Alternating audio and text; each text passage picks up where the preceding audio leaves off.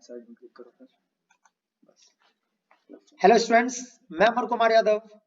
आज आप लोगों को केमिस्ट्री का जो फर्स्ट चैप्टर है 10th क्लास का केमिकल रिएक्शंस एंड इक्वेशंस, आज हम उसको करेंगे। तो ये हमारा बहुत ही इंपॉर्टेंट चैप्टर है।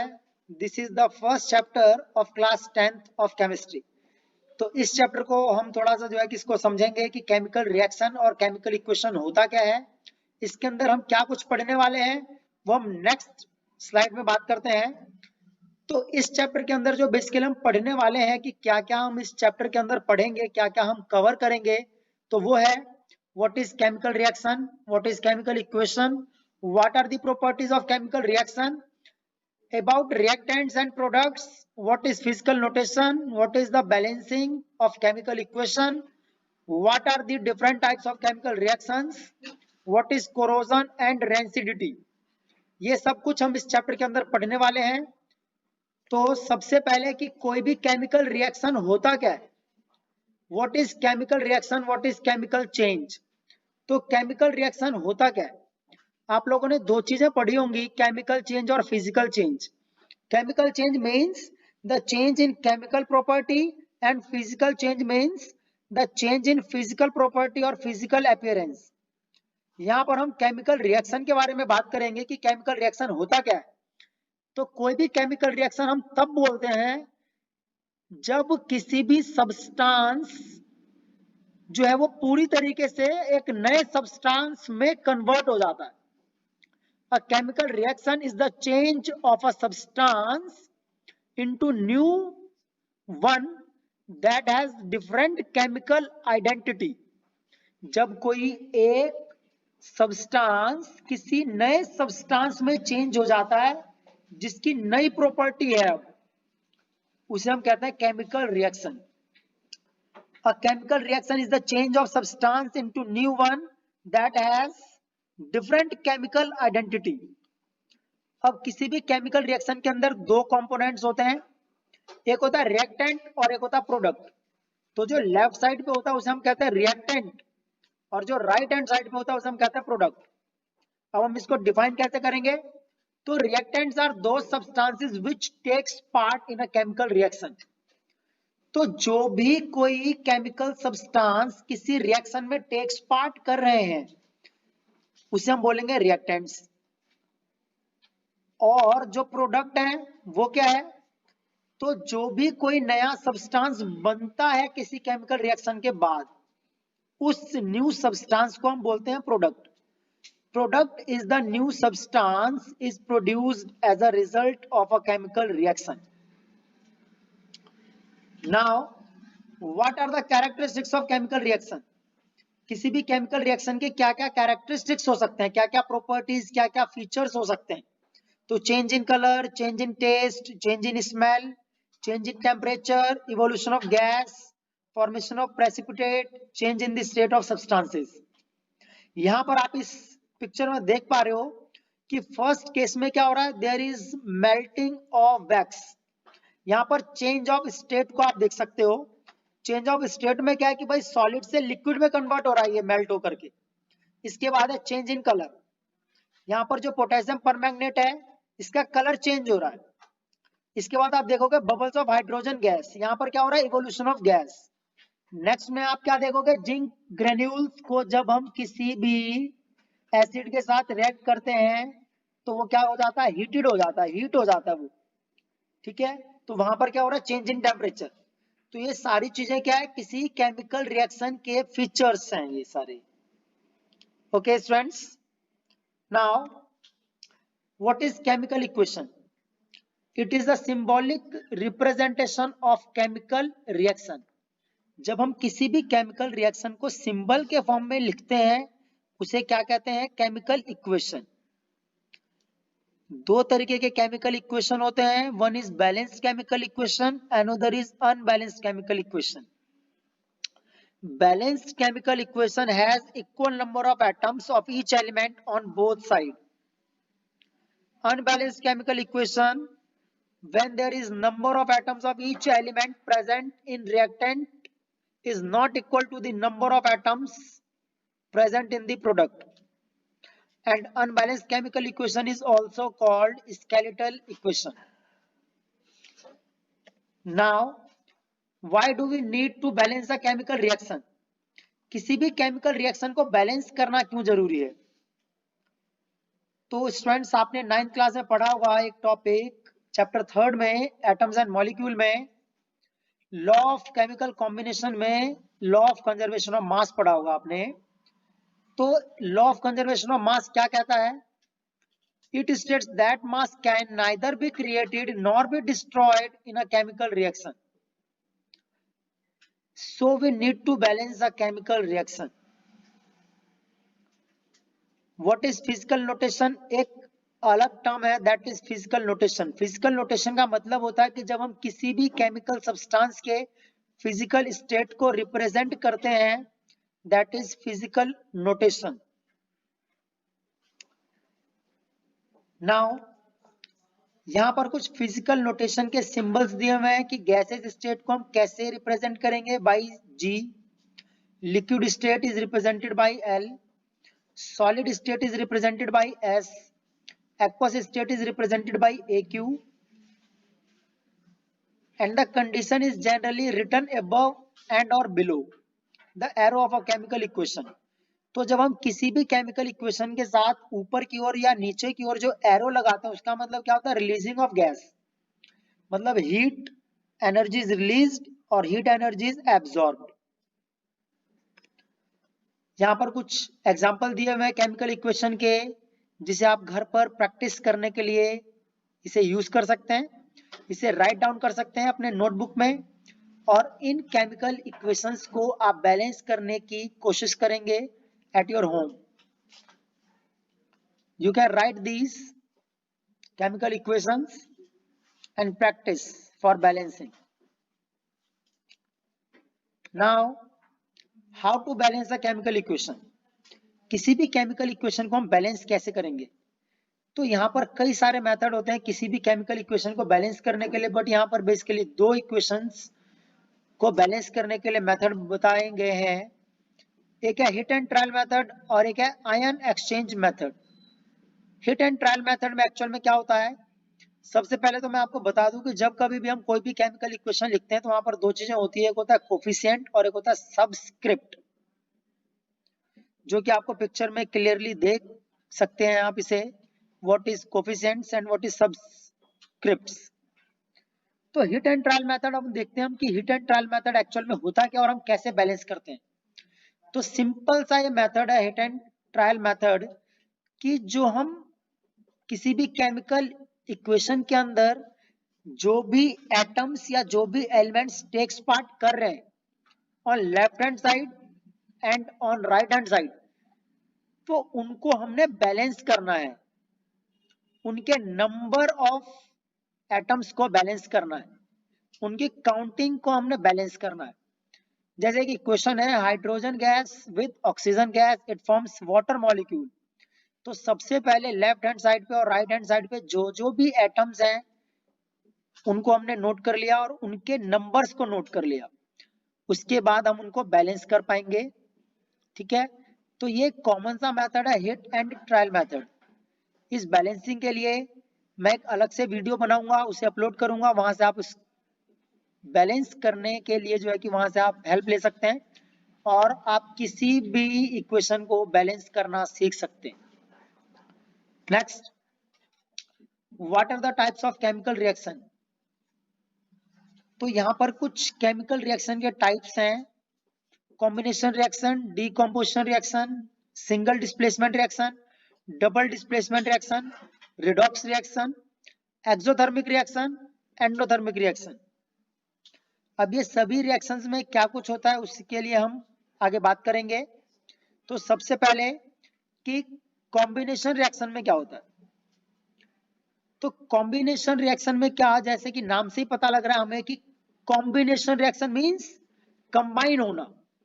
तो जब दो या दो से ज्यादा रिएक्टेंट्स आपस में कंबाइन होकर के एक नया प्रोडक्ट बनाते हैं उसे हम कहते हैं combination reaction.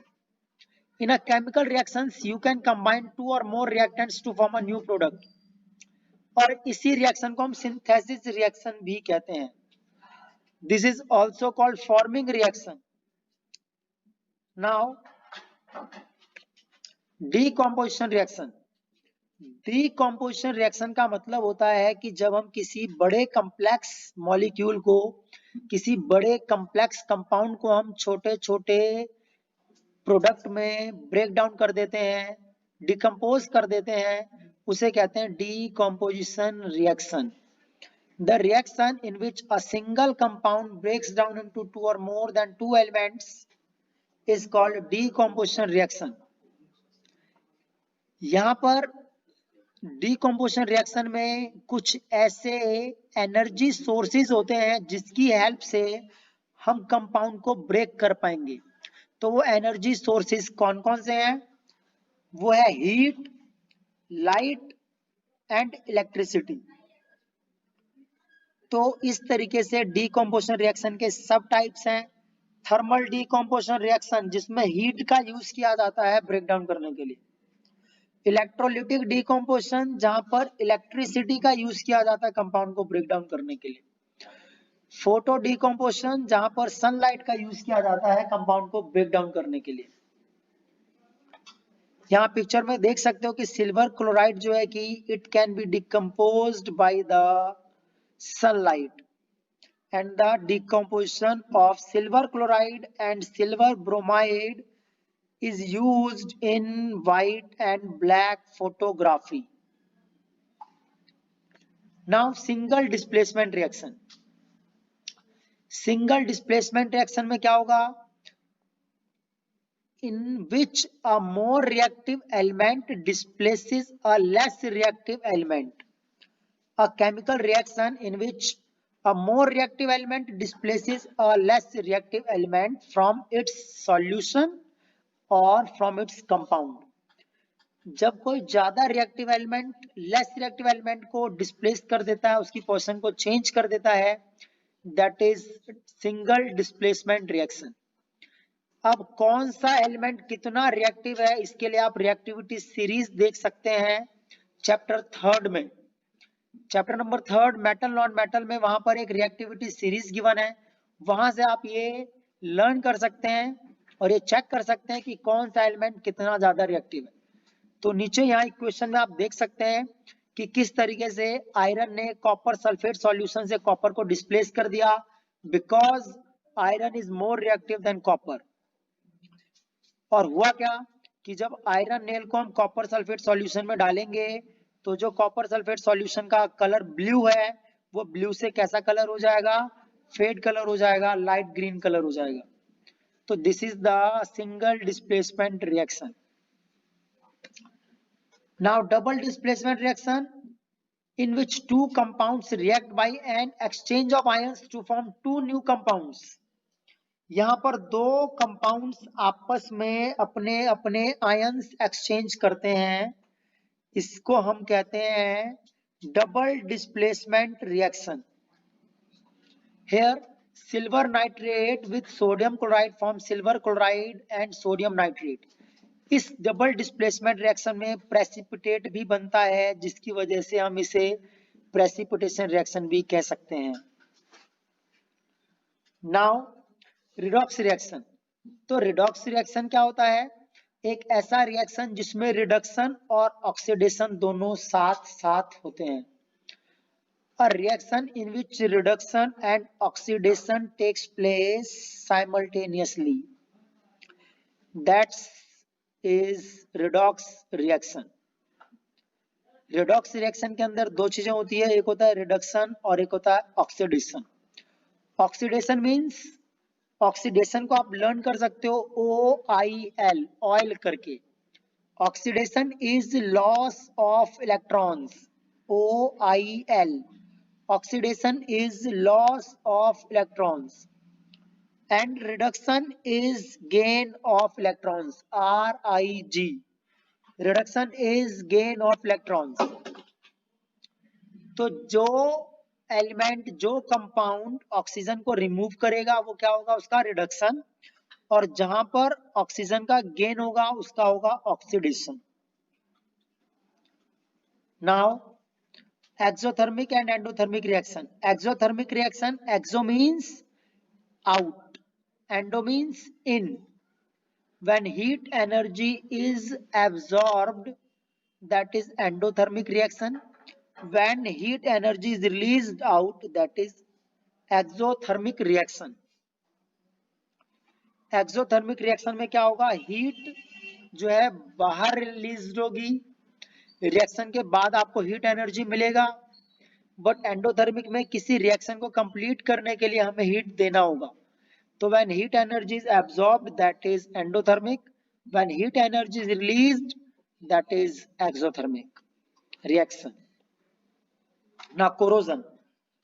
Corrosion means it is a natural process that causes the transformation of pure metals to undesirable substances. जब कोई भी मेटल और मेटालिक ऑब्जेक्ट किसी acid, base, air, water, vapour के साथ रिएक्ट करता है और रिएक्ट करने के बाद अपनी केमिकल प्रॉपर्टी लूज कर देता है, that condition is called corrosion. अब कोरोजन के जो बेस्ट एग्जांपल है वो है रस्टिंग ऑफ आयरन, लोहे के ऊपर जंग लगना. इसके अलावा सिल्वर ब्लैक हो जाती है ना, black layering of silver and green coating on copper. Copper के ऊपर जब ग्रीन कलर की कोटिंग हो जाती है, that is also the part of corrosion.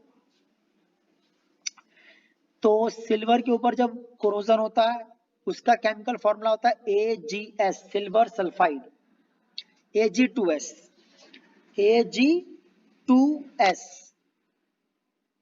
and the corrosion of copper is basic carbonate, copper carbonate, basic copper carbonate, that is CuCO3.CuOH whole twice.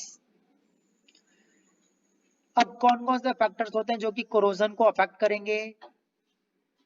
तो exposure of the metals to air containing gases like CO2, SO2, SO3 etc. Exposure of metals to moisture, presence of impurities like salt, temperature. When temperature increases, rate of corrosion increases.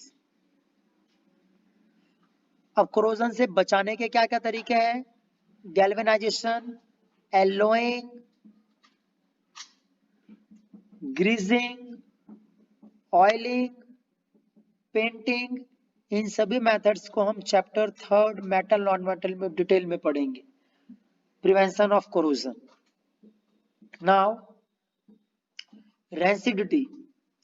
तो rancidity क्या होता है? जब कोई भी oily or fatty food oxygen के साथ react करके ऑक्सीडाइज्ड हो जाता है. क्यों? क्योंकि कोई भी जब सब्सटेंस ऑक्सीजन के साथ रिएक्ट होगा, that is oxidation. And when any oily or fatty food gets oxidised, the taste and smell of the food change. This is called rancidity.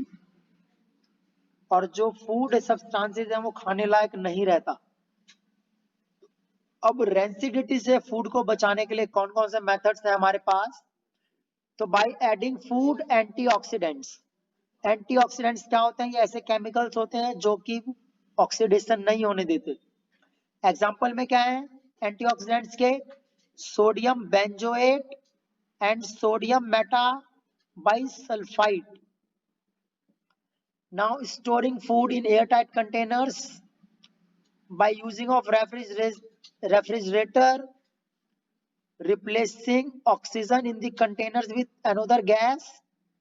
Example के तौर पर हम चिप्स की पैकेट में रेंसिड को कम करने के लिए उसके अंदर हम नाइट्रोजन गैस फिल कर देते हैं, बिकॉज नाइट्रोजन गैस जो है वो ऑक्सीडेशन नहीं होने देता, ऑक्सीडेशन को रोकता है. Now the chapter has been completed. This was all about the chapter 1 chemical reactions and equations. I hope कि मैंने जो भी आपको समझाया वो सारी बातें आपको समझ में आई होंगी. यदि आपको इस चैप्टर से रिलेटेड कोई भी प्रॉब्लम है, कोई भी डाउट है, तो आप कमेंट के जरिए मुझे लिख करके सेंड कर सकते हैं. और यदि आपको ये वीडियो पसंद आया हो तो आप इसे लाइक, सब्सक्राइब कर सकते हैं, शेयर कर सकते हैं. Thank you very much.